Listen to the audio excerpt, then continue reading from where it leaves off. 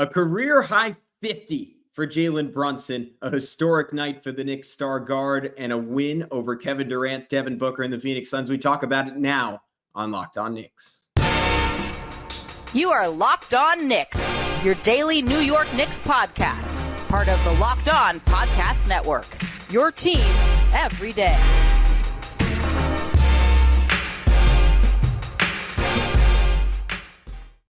You are Locked On Knicks, and this episode is brought to you by PrizePicks, the easiest and most exciting way to play daily fantasy sports. Go to prizepicks.com/LockedOnNBA and use code all lowercase LockedOnNBA for a first deposit match up to $100. And I wanted to thank you for making Locked On Knicks your first listen today and every day. We're now available on all platforms, so be sure to check us out on YouTube, subscribe, and hit that notifications bell if you want to be part of the Everyday Club. And we really appreciate if you are, because then you don't accidentally miss nights like this when Jalen Brunson scores a cool 50 points. You can also check us out on any podcast platform. We're available everywhere. Just be sure to subscribe so you never miss an episode there as well. But who's talking to you? I'm Gavin Schall, your favorite play-by-play broadcaster's favorite play-by-play broadcaster, currently residing in Phoenix, Arizona, at least for the next 3 days before heading home to New York, where I got to watch Jalen Brunson. This worked out really well because I do not get to go to a lot of Knicks games in New York because it's unfortunately really expensive, little cheaper here in Phoenix, not by much, but a little bit. And I used Gametime to go. So shout out to Gametime. And fortunately for me, it was the best night of Jalen Brunson's career. So it was a good time to be in the building. We'll start off with just the raw numbers for our guy. Career high, 50 points, 17 of 23 from the field, 9 of 9 from three-point range, 7 of 9 from the line, 9 assists, 6 rebounds, 5 assists, set a whole bunch of records or joined elite historical company. So if you're watching on YouTube, I'm putting up a graphic with all the cool stats I could find. He's the only player to have 50 points on perfect shooting from downtown on at least 9 attempts in the history of the NBA. So that's a good one to start off with. This stat from New York Basketball, everyone should check them out on Twitter. He joins Michael Jordan and Rick Barry as the only players in league history with a game of 50 points, 9 assists, I mistyped this. 50 points, 9 assists, 5 rebounds, and 5 steals. Third player in NBA history to hit at least those marks in each category. His 73.9 field goal percentage is the highest field goal percentage in any 50-point game in Knicks franchise history. That one from NBA Stats. This one for me had 15 points in the first half, just 1 3, 35 in the second on 8 threes. So he was cooking the second half. Shot a perfect 12 for 12 as well in the second half. First Knick with 40 points, 5 assists, 5 steals since Clyde in 1973. Again, first Knick ever to hit all of those marks I mentioned before. Cool stat from Jonathan Macro, 7 of his 9 threes coming off of pull-ups last night. Jalen Brunson has reclaimed his spot as the most accurate, high-volume pull-up three-point shooter in the league. And then not a stat, but a quote, Kevin Durant after the game, former future Knick, saying Jalen Brunson will end his career as a Hall of Famer if he keeps playing the way he currently is in New York. I am inclined to maybe tentatively agree with that one. That's a lot, given that he hasn't made an all-star game yet. What isn't a lot to say is that Jalen Brunson is going to make an all-star game this year, is clearly a superstar, and he had the best game of his career when the Knicks desperately needed it against a Phoenix team that they lost to just 2.5 weeks ago. Led by just Devin Booker, no Bradley Beal, no Kevin Durant in that one, on their home floor. Brutal game. And now coming off their worst loss of the season, arguably against the Utah Jazz. First time they've really had a letdown against a team that they are dramatically better than, and that is clearly one of the worst teams in the NBA. You come into Phoenix. It was a packed house at the Footprint Center. I always forget the name because they change it every few years, but it's the Footprint Center here in Phoenix. And it was the second game of the season. The Suns had Kevin Durant, Bradley Beal, Devin Booker, though that only lasted for about 4.5 minutes before Beal unfortunately turned his ankle, falling down on Dante DiVincenzo off of a made three-pointer. So that was a bummer. Get well soon, Bradley Beal, as many of you who are longtime listeners know. I'm also a Suns fan, so that bummed me out a little bit. But it's all that to say that this was a loaded environment. Plenty of Knicks fans in the building, really great atmosphere. And it was kind of a chaotic game early on, like a lot of scoring, a lot of really awful turnovers. Jalen Brunson, to his credit, had a hand in a lot of them.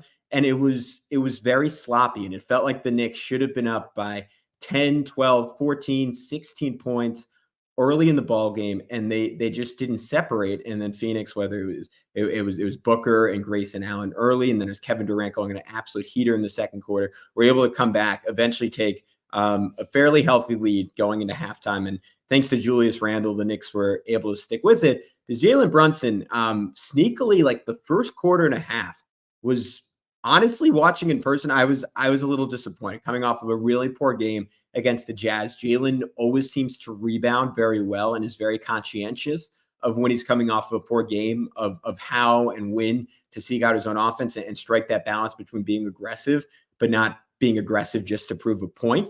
And he wasn't shooting all that well. And he's making fairly poor decisions in transition, missed a couple of jumpers. Again, didn't, at least as far as I marked it down, didn't make a three-pointer until there was only about a minute 45 to go in the first half. 2:41 to go in the first half is what I have in my notes.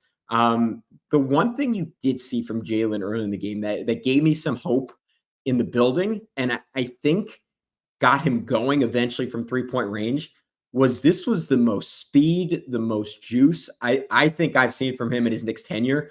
Certainly I can pretty comfortably say it's the most I've seen those qualities this season. Like, he just had a motor and an energy to him that's been absent at points this year. And I think his incredible shooting from distance has covered up for that. Obviously, we know the finishing around the rim and from mid-range hasn't been quite as good this season. But part of that, to me, is that he's just looked a little bit tired at points. And it's very similar to how Josh Hart looks. And it totally makes sense given what they went through this summer playing for Team USA, and that they were probably a little bit worn down coming into the season. Brunson in particular coming off a year where he was the number one option for the first time on a team that reached the second round of the playoffs, and a postseason in particular where he basically had to do everything against one of the best defenses in the NBA in the Miami Heat. So it all makes sense. But tonight was just a different level of verve, a different gear. Like, the speed was just outstanding. And you really saw it in the defensive playmaking. 3 of those 5 steals came in the first quarter. And it was playmaking, right? It wasn't like the ball was going right to him. Like, had an insane Jose Alvarado steal in the backcourt in the first quarter where he just looked like he was peeling back, like pivoted at the last second, like sprinted in to pick off what was a pretty lazy inbound for Devin Booker. Booker had another pretty casual pass to Kevin Durant, and Brunson just like sprinted under it, got there, poked it away to get on transition, didn't take advantage of it, but it was still a really nice play. His fourth steal was also a thing of beauty, like another like really nice tip away. His last one came in the fourth quarter against Yusuf Nurkic, where he poked it away, went coast to coast. So I think that eventually got him going, got him juiced up, and he was just hyper engaged, even if the shot wasn't totally falling. And despite that, like, you could see the aggression play out because he still found a way to get to 15 in the first half. And then the second half, I mean, it was just lights out. I have rarely, I think outside of Carmelo Anthony, seen a Knicks player get quite that hot. Julius in the 50-point game last year was somewhat similar, but it wasn't like this. Again, I mean, 9 for 9 3-point shooting with 50 points, never been done in the history of the league. And the Knicks just started setting these really high ball screens for him. And we've talked about that a lot. With Brunson, it's not just the shooting this year. It's not just the step backs. It's the fact that he basically has inside half-court range at this point. And it forces defenses to play much further up on him. And when you set those high screens, it puts defenses, particularly those without mobile bigs, in a substantial bind. And you saw it again and again to start the second half where they had Grayson Allen guarding him. The Knicks would set a high screen. Grayson Allen would go over the screen. Yusuf Nurkic not wanting to get toasted off the dribble. And I think in part he was spooked by all the speed on the basketball that Brunson showed in the first half. And Brunson was just dribbling in to these elbow threes. He made 2 of those to start the second half. And then you could tell he had a rhythm. And then he hit one just inside 30 feet. And you're like, all right, he's cooking now. They try to put a little bit more size on him, which is what you see teams do all the time. On Jalen Brunson, sometimes it's to start games. Sometimes it's when he starts getting hot a little bit, and they don't want to distort their matchups initially. But once he starts cooking, they're like, all right, let's throw some size. Let's see if he can shoot over. So they're throwing Nasir Little on him, right? Like something like 6'8", monster athlete. Doesn't matter. Brunson, 25-footer in his eye. Little's like, all right, I'm running him off the line no matter what. Brunson blows right by him, strolls into the lane for a layup. Starts using it to set up guys. Like late in the fourth quarter where the Knicks started pulling away. And you got to remember, this was a game where the Knicks were down by 9 in the third. It wasn't looking particularly good for them. And the bench and then RJ kind of carried them back. And then Brunson separated them. Had a step back on KD. KD bit on it, like kind of jumped at the ball. Isaiah Hartenstein caught Devin Booker on a switch. Great job by Hartenstein, just pinning him under the rim. Brunson, bullet pass to him, even on a hot night, got it to him for the layup. This was a play Mike Breen highlighted. Brunson had like a wide open layup in transition on his way to a career night, on his way to a 50-point night. Totally unselfish, gives it off to Julius Randle for a dunk. And I think those are the plays that push Julius to be unselfish and push Julius to say, I'm going to make an extra pass, which we can talk about. Julius had a great one of those in the first half of this one. But that was just a really cool like leadership moment. Tells you everything that Jalen Brunson's about. You know, when you do stuff like that, the basketball gods tend to reward you. He had another three that looked like it was finally going to be a miss. Looked like it was going to break that historic stretch. Nope. Bounces off the rim, off the backboard, off the rim and in. Puts in the ninth one on just a confident step back. And I thought it was funny watching Jalen shoot that shot, because he was very careful with it, right? He was like, I know what I have cooking here. I know this is with 2 minutes left. Like, I don't want to be shooting in a blowout with less than 90 seconds to go. This is probably my last shot to get to 50. So he stepped back, took his time, put it in. 50-point night for Jalen Brunson, career high. Essentially a perfect offensive basketball game in the second half. Could not have done much more. Still found a way to get to 9 assists. I don't know how much more I can say about it. It was a joy to watch in person. I was in the crowd and just getting increasingly hyped on each one. I was watching my friends who are all Suns fans, and I was kind of trying to contain my excitement a little bit because I didn't want to be a jerk. But eventually that all went out the window. I was jumping for joy, screaming in their faces. All the Knicks fans in my section were just absolutely losing their minds. And it just got to the point where you knew he wasn't going to miss, and everything he put up was going in. A beautiful, beautiful night of basketball for Jalen Brunson, much needed for the New York Knicks. And I don't think they win this game if he has a normal game. I know it sounds weird in one. They eventually won by 17, but just the way it was going in the second quarter where KD was cooking them, and then the third where the Knicks just couldn't quite close the gap. It felt like one that was going to come down to the wire, and eventually Booker and Durant were just going to be the guys who made more shots. And instead, it wasn't even competitive down the closing stretch of this game. All right, we were going to come back. We were going to talk. I initially thought we were going to talk the bench, but I kind of want to get to Julius Randle and RJ Barrett, because I thought they both had really nice games. But before we do that, I wanted to tell you guys about our newest friends here in the Locked On Podcast Network over at Dave. At one time or another, we all need a little financial help. I have certainly been there myself. Those months where your bank account is close to zero and you have to find a way to get groceries in your fridge, essential medicine, whatever it is. A lot of us have been there. And that's why Dave is so great. Dave can get you cash when you need a hand between paychecks. It can help you build credit by settling extra cash advances on time.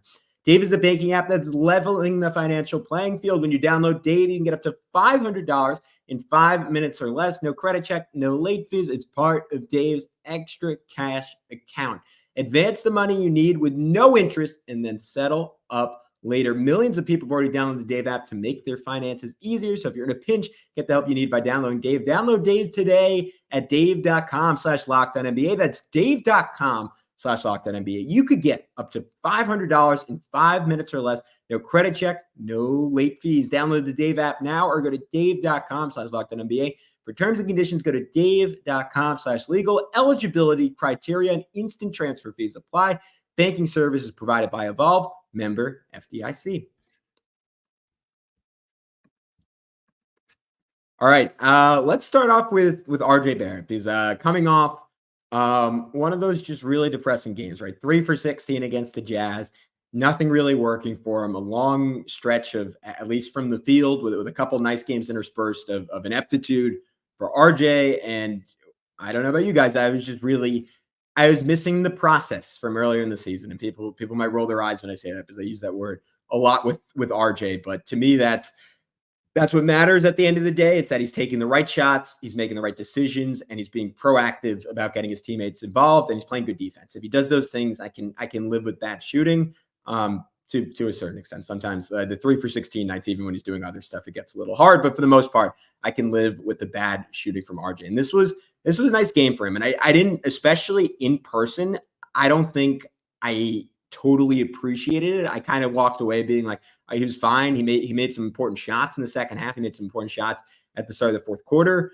And then getting up this morning and rewatching it, I was really happy, particularly with his second half. And he, even early on, like made a 3 right at the beginning of the game, which I always feel like he has to make one of his first 2 threes. And that's, I guess 2 nights ago, he bounced back from a 1 for 6 start from 3, but generally that is such a barometer for how his night's going to go.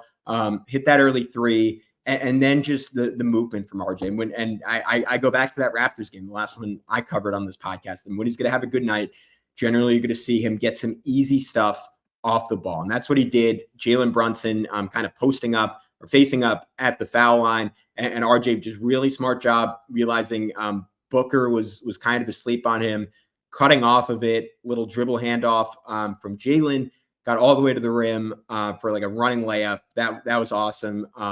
He's been going to the spin move a lot when he's attacking the rim and he sees help closing in. And he had just a beauty of one tonight, just a really clean inside spin through Booker, beating Eubanks to the rim for a layup. I enjoyed every single time he does it. I hope he stays really consistent with using that as part of his game, because it is deadly. And it seems to, like with RJ, it's all about rhythm at the basket. Like I'll keep talking about it, but I always talk about him slowing down at the rim. Like that's a move that he can do at full speed, and it just looks right when he does it.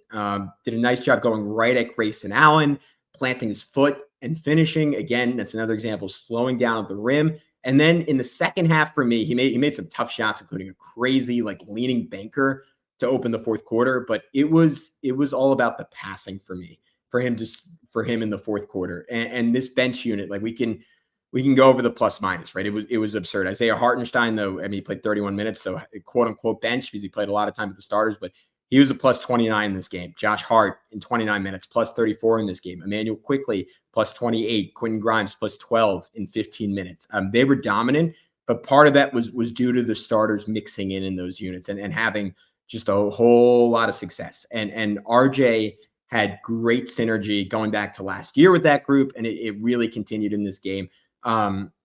He went right at Devin Booker on one drive, kind of cleared him out. Yusuf Nurkic stepped up, a little pump fake to get Nurk up in the air, slipped the ball under him, no look to Jericho Sims for a dunk. Those are always my favorite plays from RJ. That's just the manipulation and being, again, it's not a reactive pass, but a proactive pass that he creates conscientiously.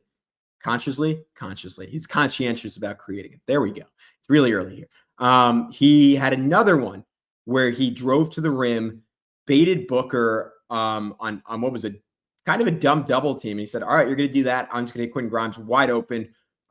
Easy shot for Grimes. They didn't, Booker in particular, didn't really respect Grimes as a shooter all night. Phoenix paid for it there. And one more that was made my favorite one, hard attack in semi-transition. Suns defense is scrambled, all kind of getting back. They all take a step towards him, and then he just whips it against the grain, opposite wing to Quentin Grimes, wide open 3, put it down. I think that made it 105-103, if I'm remembering correctly. And that was the last time the Suns led, was right before that shot went in. And again, it was tilting the defense towards him and making a play. So really nice playmaking night from RJ Barrett. Julius Randle, also really an interesting night for him, I'll say. I thought it was a little empty calories at times in the first half, at least, excuse me, at least watching in person.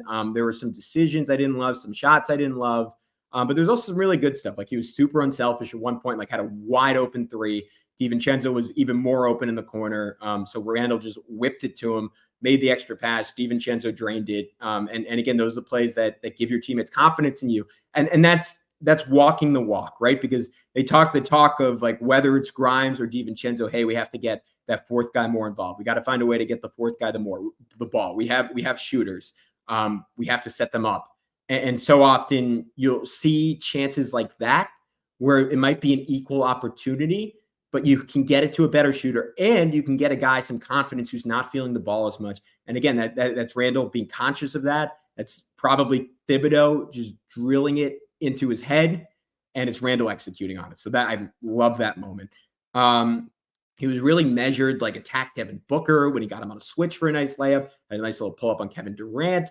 The move that stood out to me in this game from him was his step through, and he's been going to that more and more. And it's just so open because teams are starting to overplay the turnaround jumper. Like we saw him feast on that shot against Toronto, and Benji Ritholtz did a great job of how they kind of like played Randall's left side so he couldn't turn back to the left side. And obviously, if you're lefty, that's the shot that you want to be turning in because then your hand is close to the rim. So they made him turn right, and he was draining it. And now defense are saying, like, all right, to the best of our ability, we're not giving you that shot at all. But if you do that, you open yourself up to Randall just sweeping that pivot foot through, stepping in, and getting all the way to the basket. One on Nasir Little where he was all the way out the foul line and ended up getting all the way to the rim. So that was a really smart counter by Julius Randle. Overall, savvy game from him. Didn't try to do too much. Once he realized Jalen Brunson was cooking and kind of had things under control, he stepped back. And it was just a solid night from Julius and everything he did in this game, except eight rebounds and 6 assists too. 5 turnovers was my except. He's a little sloppy, especially when they doubled him. But overall, really nice night for Julius Randle. All right, I want to get to the bench, run through that really quick. But before I do that, let's talk about PrizePicks. What is PrizePicks? PrizePicks is the largest daily fantasy DFS platform in North America, with the easiest and most exciting way to play DFS is just you against the numbers. You don't have to worry about those weirdos who live in their mom's basement and did well in their college statistics class instead of battling thousands of other players, including pros and sharks. You pick more than or less than on 2 to 6 player stat projections and watch the winnings roll in.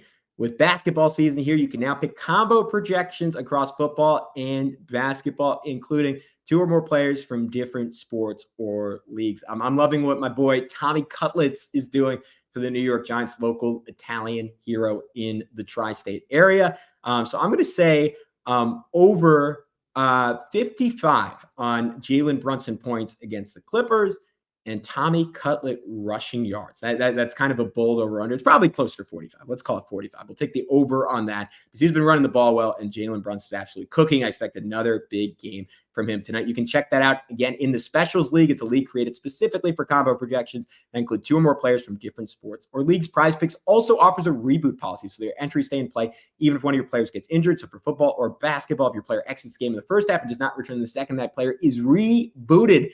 And this is pretty amazing because everyone knows the frustration of losing a guy due to injury in daily fantasy or regular fantasy, and PrizePicks is the only daily fantasy sports platform with injury insurance policy. So go to prizepicks.com/LockedOnNBA and use code LockedOnNBA for a first deposit match up to $100. Again, that's prizepicks.com/LockedOnNBA and use code LockedOnNBA for a first deposit match up to $100. PrizePicks, daily fantasy sports made easy. All right, we mentioned it, a great night for the bench, and I thought this was a little bit of an FU game from the bench because they got embarrassed is overstating it, right? Because the Suns, they did not have a good night tonight, but they have some talented bench players, and they certainly have some shooters. And I think it was a big boon to the Knicks that Eric Gordon wasn't there. If you guys remember, he dropped something like 20 points in the first half back at MSG, finished that game with 25. He was the one guy that the Knicks didn't really have an answer to, paying so much attention to Devin Booker. He was out tonight, so that certainly made a difference. But the Knicks bench, that from a talent perspective, all the Suns bench are essentially minimum guys. You have Josh Hart making his $70 million. You have Isaiah Hartenstein, who I think next season is probably going to get a $14 or so million contract as the best backup center in basketball. You've put Grimes, who you're going to give a lot of money to. You've made it quickly, who wants a lot of money. I say that to say that the Knicks bench has more pedigree. They have more talent. They've played together longer. they should kick the Suns benches, whats. And they did so tonight.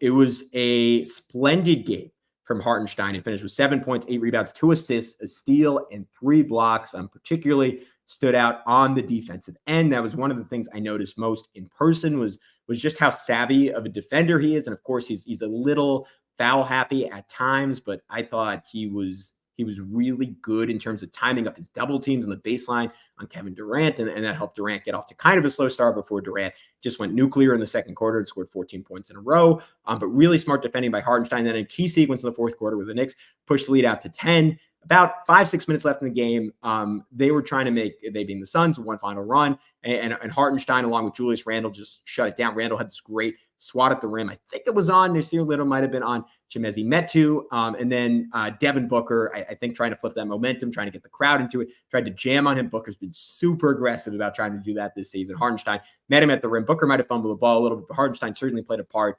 Got a piece of it. We'll call it a block at the rim. And the next possession, stripping KD when KD was kind of indecisive. Hartenstein has really, really good hands on both ends of the floor, and that was totally on display. Just a bunch of smart plays from him offensively. Had a classic Tyson Chandler tap out to Quentin Grimes for an open three to get him going. Had a lefty dime to a cutting Josh Hart. He just missed on a couple of other passes because they ended up clipping the bodies of Suns defenders, but he was looking to find guys, including Grimes, the entire night, going backdoor. He has really good feet, really good feel in terms of pick and roll with Brunson. I know he doesn't start, but I'm going to be watching that constantly in their minutes together, because that is an element that the Knicks just don't have in the same way with Mitchell Robinson, because he's just not quite as smooth, not quite as coordinated as Hartenstein is, and obviously doesn't have the same hands or finishing ability at the rim, at least off the catch. That's not a lob.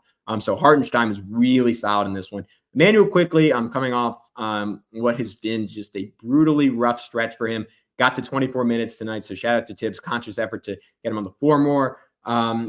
One thing that stood out in person is the Suns, right when he came in, were making a really concerted effort to attack him. And I remember a note from a Zach Lowe 10 Things earlier this season where he was throwing out the idea that in the playoffs, teams were targeting Immanuel Quickley. And I'd have to go back and watch last year when I saw it. Maybe I just wasn't looking closely enough. I didn't totally notice that. But now that I'm watching for it, I do see it a little bit more often this year.